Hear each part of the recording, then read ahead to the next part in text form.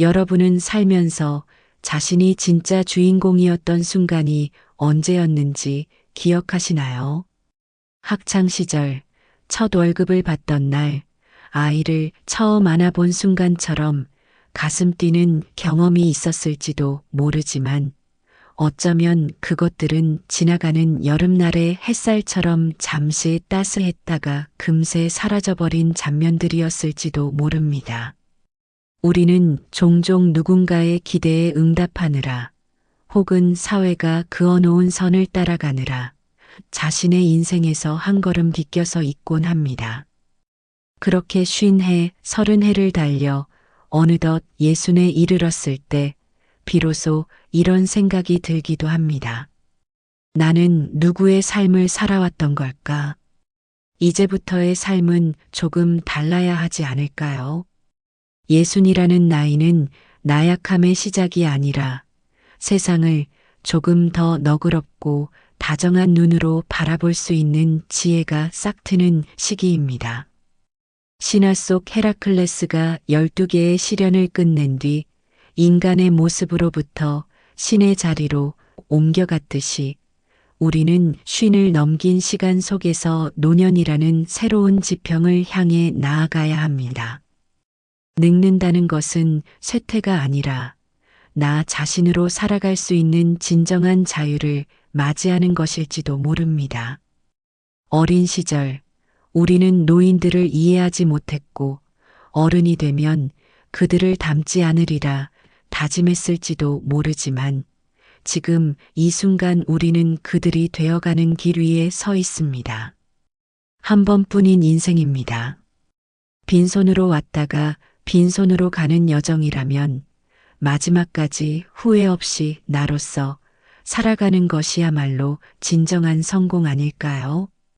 인생의 전환점, 그것은 어느 날 갑자기 찾아오는 것이 아니라 내가 문을 열기로 결심할 때 다가오는 것입니다. 60의 우리는 이제 두 번째 시작선에 섰습니다. 지금부터 우리가 함께 그려볼 이야기는 새로운 삶의 지도를 펴는 시간이 될 것입니다. 구독, 좋아요는 큰 힘이 됩니다. 우리는 살아오며 수많은 역할을 수행합니다. 자식으로서, 부모로서, 직장인으로서, 그리고 누군가의 배우자나 친구로서 말입니다. 그렇게 하루하루 주어진 역할을 소화하며 살아가다 보면 정작 나 자신이라는 존재는 어디쯤에 있었는지 잊어버릴 때가 많습니다. 60을 넘기고 문득 한적한 오후에 커피 한 잔을 마시며 창밖을 바라볼 때 처음으로 이런 질문을 하게 됩니다. 나는 누구였지요? 나는 지금 어떤 사람으로 살아가고 있는가요? 심리학자 카를 융은 인생을 전반기와 후반기로 나누며 전반기는 사회적 성취와 외적 성장에 몰두하는 시기라면 후반기는 내면의 나를 찾아가는 시간이라 말했습니다. 그는 자신의 그림자와 마주하지 않는 인생은 절반만 살아가는 것이다라고 말했지요. 그림자란 우리가 억눌러온 감정이나 무시했던 본성, 사회가 정해준 규범에 맞추기 위해 버려두었던 나의 일부를 말합니다. 60 이후의 삶은 바로 그 그림자와 눈을 맞추고 그를 껴안아 진정한 나로 완성되어가는 여정이라 할 수 있습니다. 불교에서는 무상을 진리라 말합니다. 모든 것은 끊임없이 변하며 고정된 실체는 없다는 뜻입니다. 젊을 땐 무상함이 두려움으로 다가왔지만 나이가 들수록 그것은 한결 여유 있는 마음의 문이 되어줍니다. 지금의 내가 이전과 같지 않다는 것, 내일의 나는 또 오늘과 다를 것이라는 것, 그 변화 속에서 내가 할 수 있는 일은 다름 아닌 지금 여기에 깨어있는 것이겠지요. 자신을 돌아보는 일은 때로 뼈아픈 고백이기도 합니다. 참았던 분노, 억눌러온 욕망, 남의 시선에 기대어 살아왔던 지난 날들이 파도처럼 밀려올 수 있습니다. 그러나 그런 날들을 지나왔기에 지금의 우리가 있습니다. 조선시대의 설화중 반쪽이라는 이야기 속 인물은 온전치 못한 존재로 태어났지만 끝내 세상 속에서 자신을 인정받고 하나가 되어 갑니다. 나의 부족함, 나의 상처, 나의 결핍까지도 안아줄 수 있을 때 우리는 비로소 하나의 나가 되는 것입니다. 삶의 오후에서 가장 먼저 해야 할 일은 마음가짐을 바꾸는 일입니다. 남이 기대한 삶이 아니라 내가 원하고 내가 믿는 방향으로 걸어가기 위해 우리는 지금 아주 천천히 그러나 깊게 나 자신을 다시 알아가야 합니다. 늦었다고 생각하는 그 순간이 바로 시작입니다. 그리하여 우리는 이제 묻습니다. 나는 나에게 어떤 존재였는가, 그리고 지금부터 어떤 삶을 살고 싶은가라고. 사람은 가진 것을 통해 존재를 증명받는 시대를 지나왔습니다. 얼마나 벌었는지, 어떤 집에 사는지, 자식이 어떤 대학에 갔는지가 곧 인생의 성적표처럼 여겨졌던 시절이 있었지요. 그렇게 50해를 달려 60의 문턱에 다다랐을 때 우리는 문득 묻게 됩니다. 그렇게 모아온 것들이 지금 내 손에 무엇을 남겨주고 있는가? 예전엔 통장 잔고를 볼 때마다 안도감을 느꼈지만 지금은 오히려 그 돈을 어떻게 써야 할지 몰라 망설일 때가 많아집니다. 돈은 모으는 것이 아니라 쓰는 것에 의미가 있다는 말이 있습니다. 물론 이는 충동적인 소비를 정당화하는 말이 아닙니다. 다만 인생의 오후에서 우리가 소중히 여겨야 할 소비는 단순히 물건을 사는 것이 아니라 기억을 사는 것, 기쁨을 확장하는 것이어야 한다는 의미입니다. 당신이 사랑하는 사람과의 저녁 식사, 보고 싶었던 연극 한 편, 친구와의 작은 여행처럼 말입니다. 이런 경험은 당신이 얼마나 많이 소유했는지를 기억하게 하지 않고 얼마나 깊이 살아냈는지를 말해줍니다. 경제적으로 여유가 생긴다고 해서 그 돈을 자신에게 쓰는 일은 결코 자연스럽지 않습니다. 특히 자식과 가족을 위해 평생을 헌신하며 살아온 이들에게는 더욱 그렇지요. 하지만 예순 이후의 시간은 자식을 위한 삶이 아니라 나를 위한 삶으로 전환되어야 합니다. 조선 민담 속 한 노인은 생전에 쌓아둔 돈을 자식들에게 전부 남기고 호련히 세상을 떠났지만 정작 자식들은 그 유산 앞에서 갈등하고 등을 돌렸다는 이야기 기억하시나요? 남긴 돈보다 더 소중한 것은 당신의 사랑과 삶의 태도입니다. 이제는 우리가 돈을 통해 나를 돌볼 수 있어야 할 때입니다. 백화점 매장에서 큰 결정을 고민 없이 하는 어르신을 직원들이 가장 따뜻하게 대한다는 이야기는 단순한 소비의 예찬이 아닙니다. 그것은 곧 자신을 존중하는 방식으로 돈을 쓰는 이가 사회적 존중도 받게 된다는 현실의 은유입니다.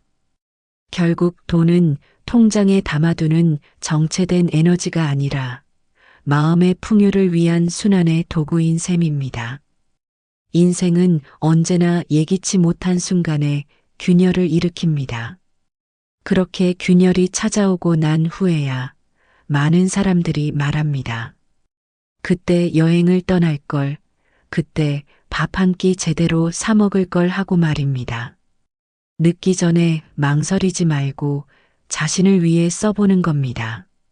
당신이 살아온 날보다 남은 날들이 더 자유롭고 충만하기를 바란다면 말입니다. 그러니 이제는 자신에게 말해보세요. 지금 내가 가장 소중하다고. 우리는 아프지 않기 위해 살아갑니다. 아니, 정확히 말하자면 아프지 않기를 바라며 살아갑니다. 건강을 유지하는 것, 병을 예방하는 것, 이 두 가지는 노년의 삶을 관통하는 가장 커다란 명제처럼 여겨지지요. 그러나 그 이면에 감춰진 진실 하나가 있습니다. 아무리 건강을 관리해도 늙는다는 것은 결국 몸 어딘가가 고장나기 시작한다는 뜻입니다. 그것은 패배가 아니라 생의 자연스러운 진행입니다. 나이가 들면 몸의 기관들은 조금씩 느려지고 굳어지기 시작합니다. 젊을 때는 별 탈 없던 무릎이 계단 앞에서 신음하고 아침이면 이유 없는 통증이 몸을 스칩니다. 어느 날은 병명조차 모르는 증상이 찾아와 하루 종일 기운을 앗아가기도 하지요. 하지만 이 모든 변화는 이상이 아니라 이치입니다. 문제는 우리가 그것을 받아들이지 못하고 정상 범위로 되돌리려 애쓴다는 데 있습니다. 카를 융은 말했습니다. 고통을 외면하려는 사람은 반드시 그것에 지배당한다고. 고통이란 마치 산 그림자처럼 애써 피하면 피할수록 더욱 크게 우리를 짓누릅니다. 반면 그것을 삶의 일부로 받아들이는 순간 고통은 더 이상 우리를 휘두를 수 없습니다. 그것은 신화 속 프로메테우스가 자신이 짊어진 형벌을 결국 스스로의 존재로 껴안게 된 이야기와도 닮아 있습니다. 그는 영원한 고통 속에서도 자신의 선택을 회피하지 않았고 그것이야말로 신들의 질서를 다시 쓰는 강인한 인간 정신의 표본이었습니다. 예순 이후의 삶은 병을 없애는 것이 아니라 병과 함께 살아가는 법을 배우는 시간입니다. 몸이 아프다고 무조건 약을 더 먹을 필요는 없습니다. 오히려 과도한 약물 복용은 브레인 포그처럼 멍한 일상과 활력을 잃는 결과로 이어지기도 하지요. 병의 수치보다 더 중요한 것은 그날그날의 컨디션이며 몸이 보내는 신호에 귀 기울이며 적절히 반응하는 지혜로운 태도입니다. 질병은 때때로 우리의 삶을 잠시 멈추게 하지만 그 멈춤은 결코 패배가 아닙니다. 그것은 삶의 속도를 조율하는 깊은 호흡과도 같습니다. 그 속에서 우리는 느끼게 됩니다. 더 이상 내가 내 몸을 통제할 수 없다는 것을 받아들일 때 오히려 삶이 훨씬 더 평온해진다는 역설을 말입니다. 일본의 한 노인은 말했습니다. 이제는 병과 함께 밥을 먹고 잠을 잔다. 우리는 그렇게 조금씩 살아간다고. 노년의 건강은 이상 없음의 상태가 아닙니다. 오히려 이상해진 나와 손잡고 천천히 함께 걷는 길입니다. 이 길 위에서는 완벽함이 아닌 수용이 가장 큰 힘이 됩니다. 그리고 그 수용의 끝에서 우리는 삶을 다시 사랑할 수 있게 됩니다. 몸이 온전하지 않아도 마음이 충분히 온전할 수 있기 때문입니다. 살면서 가장 큰 위로는 뜻밖에도 아주 가까운 곳에서 시작됩니다. 그것은 거창한 말이 아닙니다. 밥은 먹었어? 오늘은 좀 어때? 같은 사소한 안부 한마디, 함께 걷는 길에서 마주친 미소, 전화기 너머의 따뜻한 침묵 속에서도 느껴지는 존재감. 사람은 결국 사람을 통해 살아갑니다. 그런데도 우리는 자주 그 사실을 잊고 맙니다. 일이 바빠서, 여유가 없어서, 혹은 마음이 다쳐서 말없이 멀어진 사람들을 다시 생각해 보게 되는 시기가 있습니다. 바로 지금 예순 이후의 인생입니다. 우리는 종종 감정을 감춘 채 살아갑니다. 미안하다는 말, 고맙다는 말, 사랑한다는 말을 하지 못하고 시간 속에 흘려보냅니다. 언젠가는 해야지 하면서도 그 언젠가는 오지 않지요. 심리학에서는 이런 현상을 감정 억압의 습관화라고 부릅니다. 감정을 눌러 담는 삶은 외부와의 관계를 단절시키고 자신조차 자신과 소통하지 못하는 고립의 길로 향하게 만듭니다. 결국 우리는 표현하지 않은 감정이 삶의 무게가 되어 돌아온다는 사실을 뒤늦게 깨닫게 됩니다.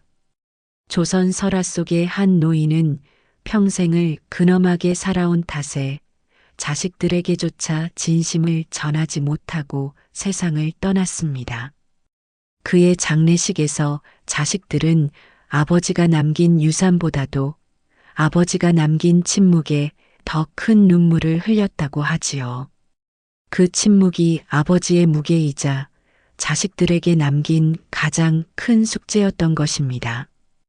인생 후반부에서 우리는 인간관계를 다시 정돈할 수 있습니다.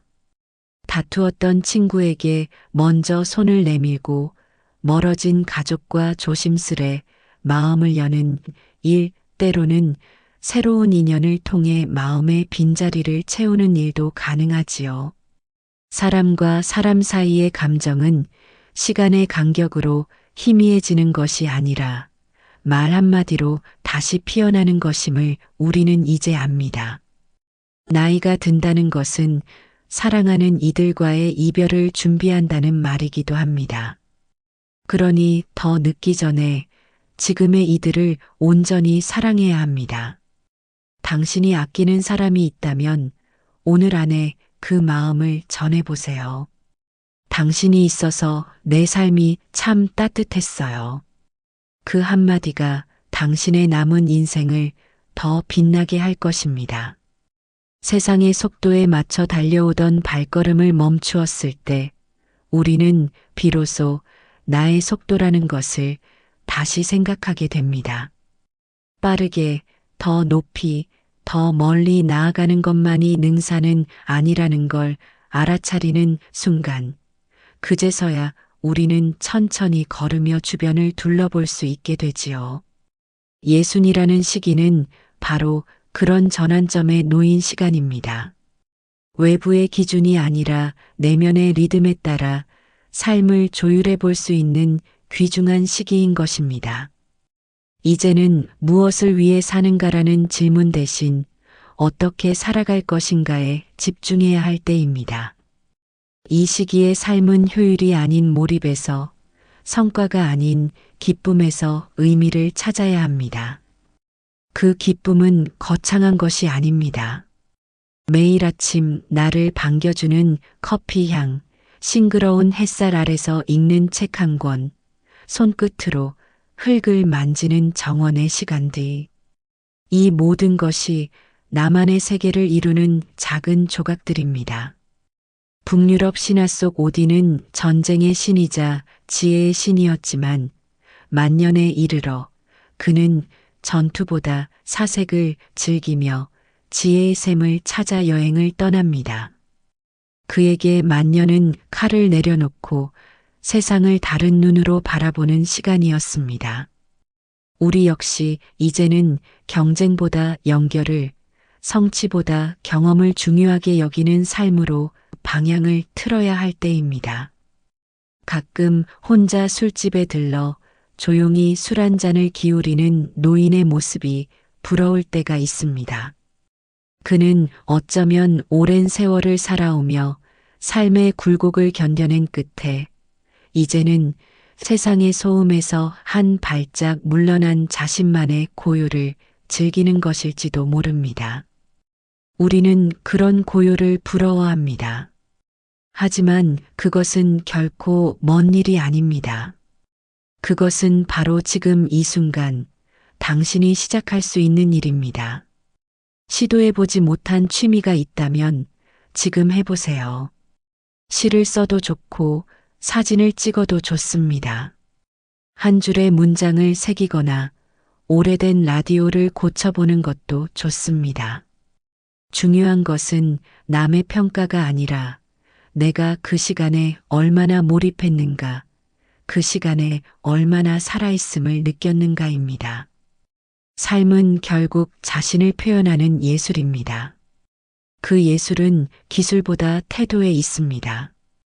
예순 이후의 삶은 더 이상 남의 눈치를 볼 필요가 없습니다.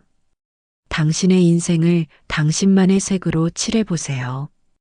좋아하는 것을 하며 살아가는 삶, 그 자체가 가장 위대한 철학이자 실천이 될 것입니다.